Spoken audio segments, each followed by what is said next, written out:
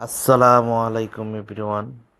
সবাই কেমন আছেন? আশা করি সবাই ভালো আছেন। চলে আসলাম আবার একটা ব্লগ ভিডিও নিয়ে।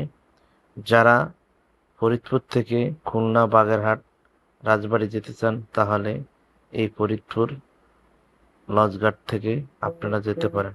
আবার যারা ঢাকা থেকে আসবেন চাইলে ফরিদপুর লঞ্চঘাট দিয়ে এই খুলনা, বাগেরহাট এবং কি ফরিদপুর যেতে পারবেন এই জায়গা থেকে বাস দিয়ে। তাই কথা বলতে বলতে লঞ্চঘাট চলে আসলাম। এখন আমি লঞ্চে উঠবো। লঞ্চে ওঠার সেই মুহূর্তগুলো আপনাদেরকে দেখাচ্ছি। আসলে এই জায়গায় এসে খুব ভালো লাগছে। এই জায়গার পরিবেশ একদম নিরিবিলি, কোনো চিল্লাপাল্লা নাই, খুব সুন্দর। কথা বলতে বলতে লঞ্চে চলে আসলাম। টিকিট কেটে, টিকিট মাত্র 40 টাকা লঞ্চে আসলে, ঠিক আছে। আর সময় লাগে মাত্র লঞ্চে পাড়াইতে নদী 20 মিনিট লাগে। তাই হাঁটতে হাঁটতে উপরে চলে আসলাম। পিছনে অনেক মেঘ ধরছে, যার কারণে বৃষ্টি হতে পারে, কিন্তু ইনশাআল্লাহ পৌঁছে যাবো বৃষ্টির আগেই ঘাটে। তো ঘাটে পৌঁছাইলেই কইতে কইতে ঘাটে পৌঁছে গেলাম। এই যে লঞ্চ ঘাট থেকে আমি নেমে গেলাম লঞ্চের থেকে। এখন ঢাকার উদ্দেশ্যে রওনা দিতেছি, বাস স্ট্যান্ড যাইতেছি।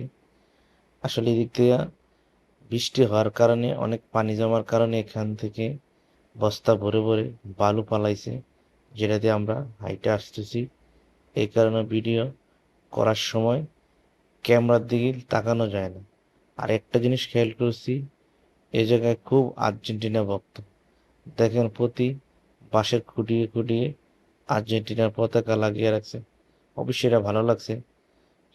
তারা কাজ করে, ফেরিতে থাকে, তাদের মনের একটা বিনোদন দেওয়ার জায়গা থাকে, যার কারণে তারা খেলাধুলা দেখে আর জায়গায় জায়গায় পতাকা লাগিয়ে রাখছে। আর দেখেন যারা বালু চুরি করে, সে চুরি বালুর ব্যবসায়ীরা দেখেন নদী কেটে কেটে দিন দিন, এই যে দেখেন আমি পিছন থেকে দেখেন নদী কেটে কেটে এই জায়গায় সর ভায়া লাইতেছে, মানে সর একদম ভেঙে যাচ্ছে, যার কারণে সাধারণ মানুষের লেগে অনেক কষ্ট। এই কারণে এই জায়গায় দিয়ে ইট দিয়ে বালু দিয়া জায়গাটা বাইদা রাখছে। কথা বলতে বলতে অটো স্ট্যান্ড চলে আসছি। অটোতে থেকে থেকে অটোর থেকে একটু সামনে গেলি বাস স্ট্যান্ড, তখন বাসের টিকিট কাটবো। যারা এই ঘাট থেকে বাসে যাবেন ঢাকা 180 টাকা, ঠিক আছে টিকিট।